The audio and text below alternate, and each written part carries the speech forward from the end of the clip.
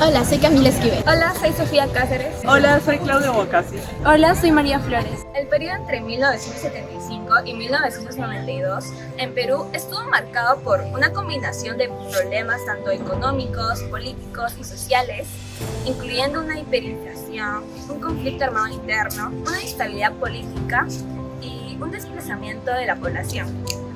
Estos desafíos tuvieron un impacto significativo en la población peruana, que sufrió tanto económicamente como en términos de seguridad y calidad de vida. La transición hacia la estabilidad democrática y el crecimiento económico posterior a este periodo fue un proceso tanto largo como complejo para el país. Uno de los eventos que siempre quedará marcado en la memoria colectiva peruana será el terrorismo, por la cantidad de muertos que hubo. Esto nos impulsa a estudiarlo y establecer las relaciones y responsabilidades entre sus protagonistas. Nuestro grupo, denominado Las Arguillanas, en honor al escritor peruano José María Arguedas, a quien admiramos por sus ideales y su literatura indigenista, se ha interesado en el tema del conflicto armado interno y realizó esta investigación para recordar sus hechos más importantes y realizar una comparación entre la historia y la memoria, apoyándonos en los comentarios de dos entrevistados que vivieron durante esta época. Por un lado tenemos a un policía y por el otro a un civil que vivió en Ayacucho. Sendero Luminoso, fundado en 1970 por Abimael Guzmán, surgió como un partido revolucionario que buscaba distanciarse de lo que consideraba deformaciones en otros grupos comunistas. Se instauró en el ámbito universitario, ya que su líder aprovechó su cargo de rector en la Universidad Nacional de San Cristóbal de Huamanga, en Ayacucho, para adoctrinar a los profesores y estudiantes en el pensamiento Gonzalo, una variante del maoísmo que consistía en promover revoluciones culturales mediante la guerra popular. En Ayacucho, pues, Sendero Luminoso creó o fundó lo que se llamaba las escuelas populares, que eran una especie de centros de adoctrinamiento. Ya los estudiantes universitarios nos invitaban a reuniones en unas habitaciones muy pequeñas, nos enseñaban el pensamiento de Mao Zedong, los 7 ensayos de Mariátegui. Nos decían que el pueblo tenía que tomar el poder y que nosotros éramos el futuro del país y los futuros gobernantes. Abimael Guzmán, que era el catedrático de la cátedra de filosofía en la UNSA, cuando él enseñaba en la universidad, había un grupo de estudiantes que le decían los pucayactas, o sea, los rojos. Ya había movimientos. ¿Por qué? Porque este señor ya preparaba a sus estudiantes. Entonces, él crea su partido, el Partido Comunista del Perú. Con su primera manifestación antidemocrática, la quema de urnas electorales en Chushi el 17 de mayo de 1980, se inició el periodo de violencia destinada a desmantelar el viejo orden a través de acciones violentas. Sendero Luminoso centró su accionar en las zonas rurales, infundió el terror a través de ataques a torres de luz eléctricas, a patrullas de policía, mediante asesinatos, etc. ¿Cómo reaccionó la población rural? Si bien al inicio los comuneros mostraron su apoyo, todo esto cambió cuando se les exilió de las ciudades y se les prohibió vender sus productos. Fue entonces cuando empezaron los asesinatos a las autoridades locales y a comerciantes acusados de ser traidores, produciendo el posterior rechazo de la comunidad, lo que ocasionó la migración masiva de familias a Lima. La primera fase, conocida como guerra de movimientos o también agitación y propaganda por medio del sabotaje, la cumplieron a la perfección. Como ejemplo, nuestro entrevistado nos cuenta. Por ejemplo, el niño burro, niño bomba lo llamaron otros. Yo estaba a las 6 de la mañana en Girón Arequipa, yendo a mis clases y reventó una bomba, y cuando volteo hacia Girón Arequipa, había unos intestinos y sangre en la pared. A un niño lo habían subido a un burro con carga de alfalfa y el mismo niño prendió probablemente una mecha y reventó con la dinamita, y el burro y él murieron al instante. Lo otro era en los caminos, en las carreteras. ¿Qué pasa? Ellos tenían una lista. Y si estabas en la lista era seguro que te cortaban el pescuezo, y no te mataban con bala, te agarraban una piedra, ponían encima tu cabeza y con otra piedra te chancaban. Por allá, por 1988, aparecí en la lista de los 100 que según Sendero Luminoso tenían que morir. El problema era de dónde comenzaban, o era indistinto.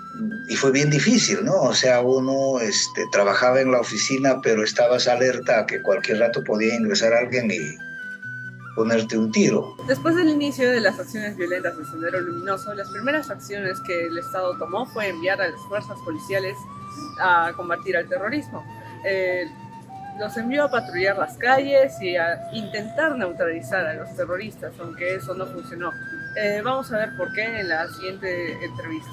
Cuando nosotros salimos de 1974, de mi promoción, a nosotros no nos prepararon en materia de guerra antisubversiva. El que habla sale del año 1974, trabaja directamente en Puno, trabaja como 12 a 14 años en Puno. Recién en el 85 me prepararon en el EPA, en el Escuadrón Policial Antisubversivo. Entonces a mí me preparan ahí durante 2 o 3 años. No, recién aprieto realmente qué cosa era la contrasubversión, era darle la contra al subversivo y atacarlos y matarlos, ¿no? Como ellos mataban tantos policías.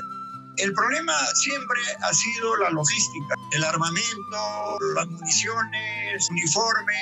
Antiguamente nuestros jefes eran muy dejados, pedían, como se dice, presupuesto, pero en el camino se iba perdiendo, para mí, en los bolsillos de los altos jefes del comando de la Policía Nacional. Nosotros nos sentíamos con ira, con rabia, porque queríamos tener un helicóptero o volar con un avión, pero nada, como les digo, la logística estuvo ausente siempre en el Perú. Y eso, había un descuido. Entonces, mucha gente salía con lo que tenía, salía con su revólver, que con la justa tiene 6 balas. Otros salían con fusil o con escopeta para cazar palomas, perdigones. Era difícil que todos los puestos policiales en esa época estuvieran con la logística completa. Sin embargo, tal como se manifiesta en el informe final de la CBR, hay que admitir que su débil accionar y no significativos logros también se deben a la escasa ayuda que recibió esta institución de parte del gobierno, el cual subestimó el alcance del grupo terrorista. Básicamente, no terminaron de conocer bien a sus enemigos y por ello elaboraron un plan deficiente, no asignaron el presupuesto adecuado e incluso erraron en enviar agentes no preparados a la contienda en los departamentos del sur. Debido a la cada vez más grave situación en la Sierra Sur, durante el gobierno de Fernando Belaúnde Terry, se promulgó un decreto supremo el 29 de diciembre de 1982 para integrar a las Fuerzas Armadas en la lucha antisubversiva. Con su presencia también llegó una nueva estrategia, la cual se basaba en la represión indiscriminada contra la población considerada sospechosa, a menudo perteneciente a comunidades andinas o estudiantes de universidades que fueron el centro de difusión de ideas de Sendero Luminoso, personas que ya eran víctimas del mismo grupo que las Fuerzas Armadas pretendían desarmar. Entonces, no solo fue la violencia ejecutada contra los supuestos senderistas, sino también el abuso individual de poder por las autoridades, las que ocasionaron los casos de violencia y derechos humanos en sus operaciones. Entre estos, asesinatos y desapariciones, violaciones a mujeres, violencia física, tortura, etcétera, etcétera.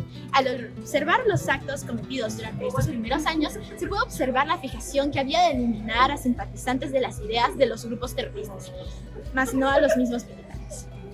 En las intervenciones tanto de la policía como de las Fuerzas Armadas había abuso de autoridad. Sí, había abuso de autoridad. Cuando usted llegaba, encontraba ya el pueblo que lo habían atacado en las partes altas de la sierra o de la selva. Veía usted a los muertos. Entonces primero los hacían escarbar con sus propios picos y lampas.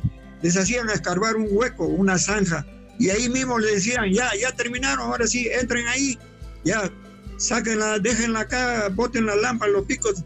Y ahí nomás los ajusticiaban, y ahí los mataban, y ahí ya los soldados que iban con lo del ejército automáticamente, despiadadamente los tapaban y mataban no solamente a los terrucos, sino también mataban a los campesinos, porque la gente se quejaba cuando nosotros íbamos por las partes altas de la sierra, nos tenían miedo porque decían, no, ustedes son del ejército, porque nosotros nos vestíamos también de verde, entonces nos confundían. Como era de esperarse, los vínculos entre las fuerzas del orden y la población se debilitaron. Eso imposibilitó la cooperación entre ambos. Por lo tanto, las comunidades formaron sus propios comités de autodefensa ante los terroristas. Nuestro entrevistado posee recuerdos sobre ello. Estos comités de autodefensa en algunos casos han sido vulnerados por Sendero Luminoso y, por ejemplo, se presentaban como parte del ejército. Incluso se ponían uniformes del ejército, de la policía, y entraban a algunos de estos comités, los confundían a los de la autodefensa y al final, después de hacerlos formar o ponerlos en fila, los mataban. Entonces ya los autodefensas comenzaron a desconfiar de la policía o del ejército. Y cuando iba verdaderamente el ejército, creyendo que eran de Sendero Luminoso disfrazados, atacaban también a los del ejército. Entonces los del ejército, pensando que efectivamente eran de Sendero Luminoso esos de la comunidad, también han cometido asesinatos. En represalia a este rechazo de las comunidades hacia los terroristas, ellos decidieron mandar como castigo ataques a los pobladores. Para terminar, no solo hubo un alejamiento entre el pueblo y las autoridades, sino también desarticulación en los organismos de defensa. Se generaron celos y rivalidades entre los policías y los militares, pues estos últimos conseguían el crédito de los logros alcanzados. Por ello, muchas de sus funciones y actividades que pudieron ser realizadas en coordinación se hicieron sin intercomunicación, y este es un factor a ser considerado en el análisis del actuar de las fuerzas del Estado. Por último, hablemos de la decadencia del terrorismo. Algunos factores internos que aportaron a la fragmentación de Sendero Luminoso y el MRTA fueron las medidas del gobierno de Fujimori, como formación del Sistema de Inteligencia Nacional, el cual consistía en que todas las fuerzas del orden siguieran únicamente las órdenes del presidente. La ley del arrepentimiento, por la cual terroristas que se entregaban y daban información útil para la captura de otros camaradas o cabecillas recibían beneficios en sus penas. La aplicación de juicios sin rostro y la presencia del ejército en cárceles y universidades. Es en este contexto que el 9 de junio de 1992 es detenido Víctor Polay Campos, y el 12 de septiembre del mismo año sucede lo mismo con Abimael Guzmán. El primero es capturado por efectivos policiales, el segundo fue capturado después de una ardua investigación por parte del GEI.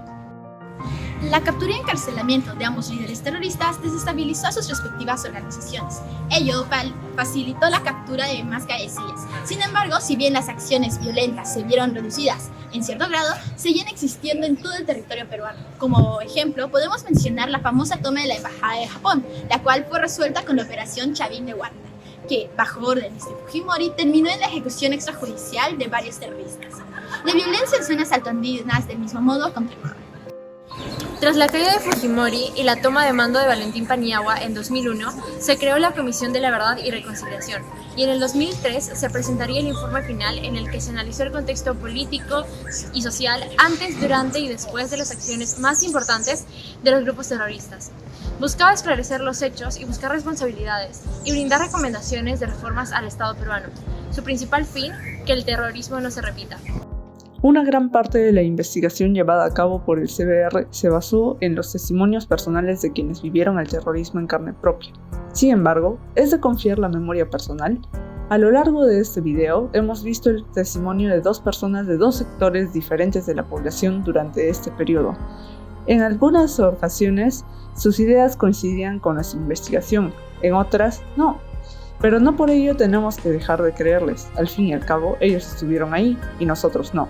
Y la historia que nos enseñan en las aulas podría estar influenciada por intereses o ideas de quienes la escribieron. En todo caso, esto nos deja una lección: no conformarnos nunca ni con la historia oficial ni con lo que nos cuentan. La verdad absoluta en historia no existe. No hay un negro ni un blanco, más bien hay una infinidad de grises. ¿No es interesante la historia? Pero la historia nunca se queda en el pasado. Todo evento tiene consecuencias en el futuro, o sea, en el presente.